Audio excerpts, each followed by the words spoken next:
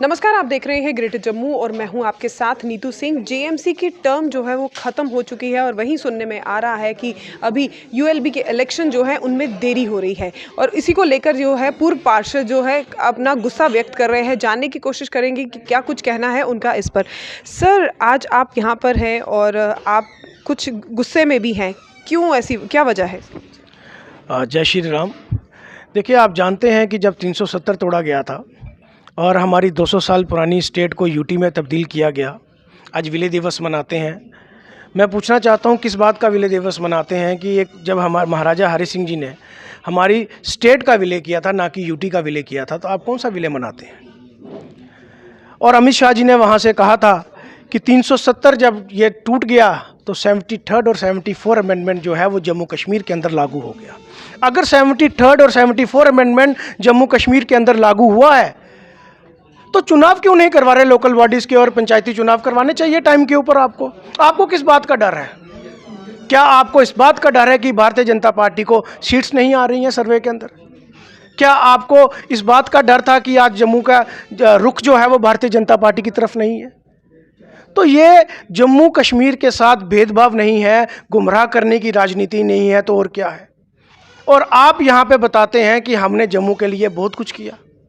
मैं पूछना चाहता हूँ कि पिछले 1 साल के अंदर अगर जम्मू नगर निगम के अंदर अगर काम जो हुए हैं, जम्मू के लिए क्या किया, जम्मू के रोज़गार के लिए आप लोगों ने क्या किया, कितना रोज़गार आपने पैदा किया, कितनी डेवलपमेंट करवाई आपने? स्मार्ट सिटी के नाम के ऊपर भी धांधली की। वो जब बारिश होती है, हमारी बरसातों में पता चलता है कि कितनी स्मार्ट सिटी बन रही है। हमने क्या करना है टीआरएफ को? जो तवी रिवर फ्रंट बन रहा है, हमें इससे क्या लेना देना है? जब हमारी नालियाँ नहीं बनेंगी, जब हमारी स्ट्रीट लाइट नहीं ठीक हो रही, हमारे जो भाई बहन हैं वो बेरोजगार घर में बैठे हुए हैं, उनके लिए रोजगार नहीं पैदा हो रहा, तो हमने टीआरएफ को क्या करना है? आज अपना फेलियर छुपाने के लिए इन्होंने जम्मू नगर निगम के ऑफिसर्स के ऊपर जो दाग लगाने की कोशिश की, जबकि हेल्थ डिपार्टमेंट जो है वो कॉरपोरेटर्स के साथ बिल्कुल छाना बिछाना चल रहा था।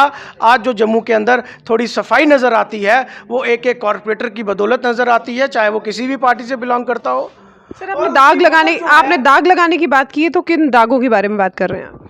देखिए, जो उन्होंने कहा कि 1 साल के अंदर मीडिया कन्क्लेव किया और उसमें उन्होंने बताया मेयर फॉर ए ईयर, मैंने बहुत बड़ा काम कर दिया और जितनी चोरी होती थी ऑफिसर्स की और जम्मू नगर निगम के अंदर वो मैंने रोक दी। मैं पूछना चाहता हूं कि आपने कहा प्लास्टिक फ्री जम्मू कश्मीर करना है, आपने कहा कि प्लास्टिक फ्री जम्मू करना है। मुझे बताएं कि आपने सेंटर से हरदीप पुरी जी को बुलाया, सेंटर मिनिस्टर को, और उनके हाथों से वो डीआरडीओ का जो आपने पॉलीथीन लॉन्च किया, आज कितनी रेडियो में, कितनी दुकानों में, कितने शोरूम में डीआरडीओ का जो वो आपने पॉलीथीन लाया था वो बिक रहा है?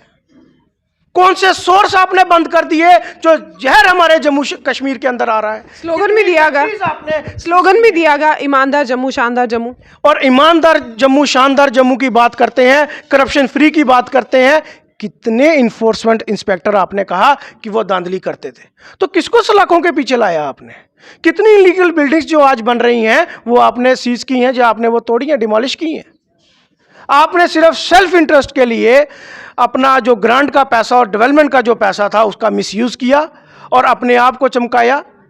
आपने झूठ की राजनीति यहाँ पे की। आपने कहा, जब हाउस के अंदर सभी कॉरपोरेटर्स ने एक मत के अंदर कहा कि प्रॉपर्टी टैक्स जो है वो जम्मू के अंदर नहीं लगेगा, तो आपने 3 महीने जनरल हाउस की मीटिंग नहीं की। और जब हाउस की मीटिंग की और हमने जब पूछा तो आपने कहा कि ये एलजी साहब ने लगाया है, और उन्हीं एलजी साहब को बुलाकर सम्मानित समारोह करते हो और उनको भी बेवकूफ बनाते हो। हाउस के अंदर आप कुछ और बात करते हो एलजी के लिए और वहां पे कुछ और बात करते हो।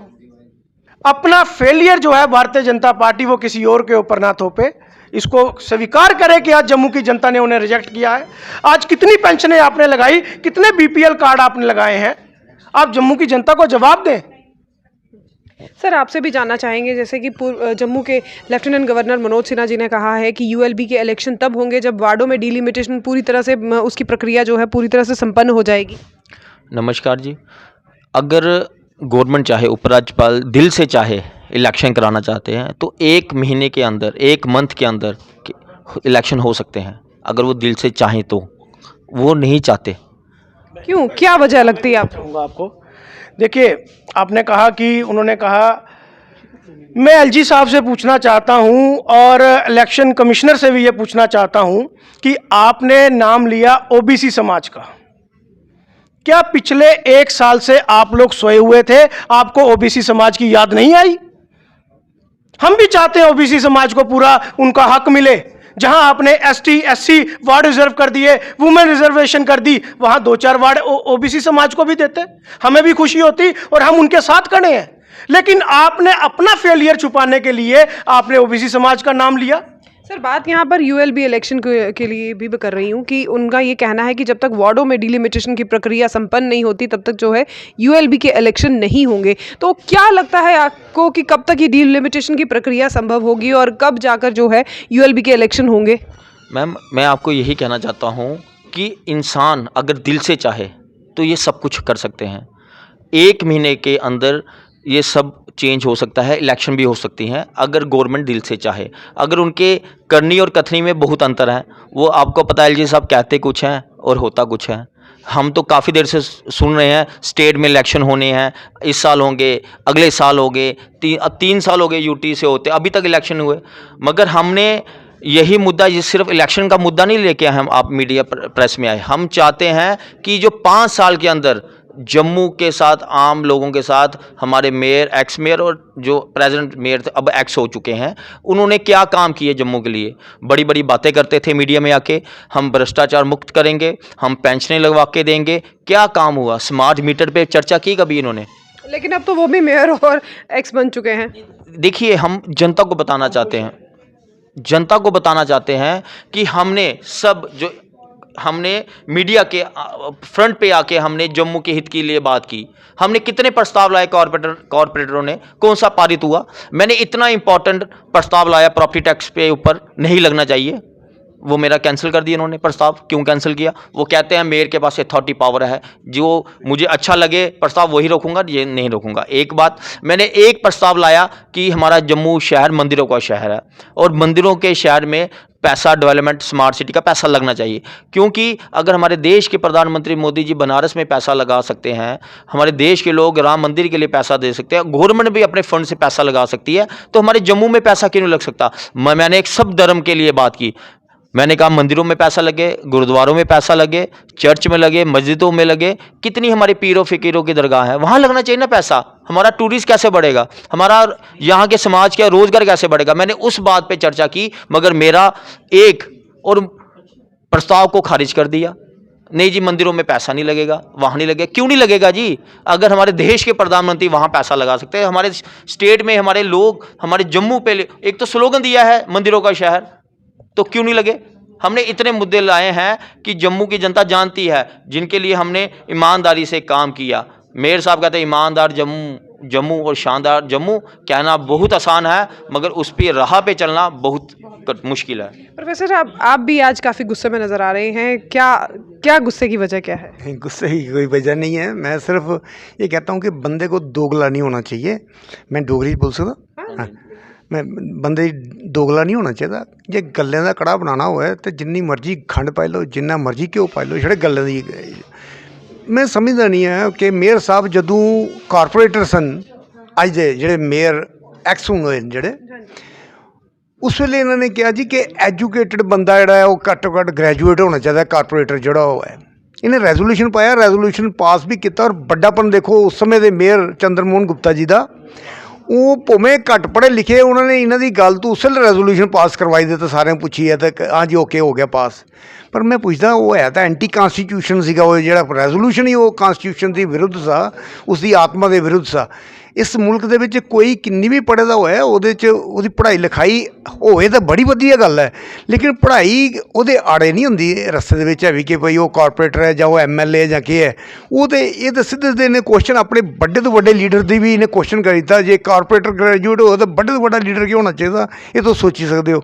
मैं आखदा कि ये लोग ਜਿਹੜੇ ਮੇਅਰ ਸਨ, ਜਿਹੜੇ आउटगोन ਜਿਹੜੇ कारपोरेटर मेयर साहब सन, इन्होंने किया था कि ਜਿਹੜੇ जम्मू के लोगों की प्रॉपर्टी टैक्स लगा था, ये चंद्रमोहन गुप्ता ये कुछ कर ही नहीं पाते, मैं तुसें ही करिए दसगा। इन्होंने सिर्फ 37 दिन मसा करिए गिनिए 37 दिन कढ़े 37 दिन के अंदर इन्होंने एक 1.5 घंटे की झटका नहीं सहन किया ऑर्डर किया कि भाई हौसला करना तो उपरों तो इन्होंने कोई आएगी कोई टैलीफोन घंटी खड़की तो इन्होंने अपनी एक मीटिंग जी है वो सस्पेंड करती वो बाद अज दिन तक हुई नहीं वो मीटिंग जी 21वीं मीटिंग इन्होंने करनी सी। मैं आता ये को अनपढ़ चंगा 3.5 साल चंद्र मोहन गुप्ता जी ने चाहे साढ़े इंडिपेंडेंट कारपोरेटर्स और कांग्रेस के अपोजिशन के जोड़े सन उन्होंने ही बल की वजह करना उनकी ही शक्ति की वजह उनकी अपोजिशन की वजह करना उन्होंने 3.5 साल डेफर किया ये जोड़ा प्रॉपर्टी टैक्स आ लेकिन ये तो 37 दिन नहीं कढ़ी सके चुके थे।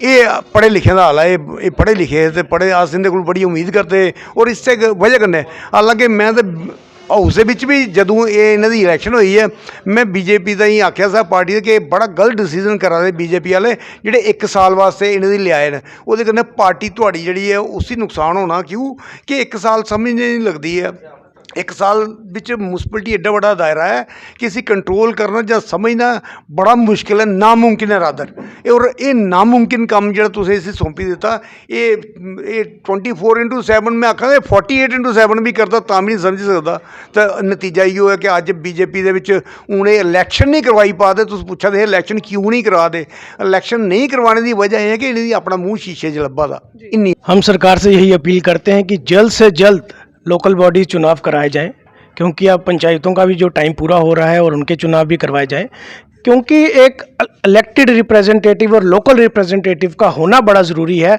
आप जानते हैं कि आंगनवाड़ी सेंटर्स जिसको पहले कोई नहीं पूछता था जब चुनाव हुए तो कॉरपोरेटर्स ने वहां जाना शुरू किया आंगनवाड़ी सेंटरों में विज़िट करना शुरू किया और जो आंगनवाड़ी बच्चे जो हैं उनको अनाज कितना मिलता था उनको राशन कितना मिलता था वो पता लगना शुरू हुआ जो पहले पता ही नहीं चलता था। कितनी वेरिफिकेशंस जो हैं पानी की हो चाहे वो बिजली डिपार्टमेंट की बात हो तो कितने सारे इलेक्टेड रिप्रेजेंटेटिव होने बहुत ज़रूरी हैं कि जहां आप इलेक्शंस नहीं करवा रहे असेंबली की और जो आपके एमपी हैं उनका पता ही नहीं है वो है कहाँ पे तो इसलिए जल्द से जल्द चुनाव कराए जाए। शुक्रिया सर।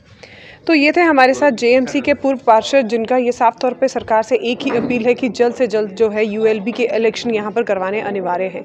इसी तरह की अपडेट्स के लिए जुड़े रहिए ग्रेटर जम्मू के साथ। कैमरामैन अजय जाड़ू के साथ मैं नीतू सिंह ग्रेटर जम्मू के लिए धन्यवाद।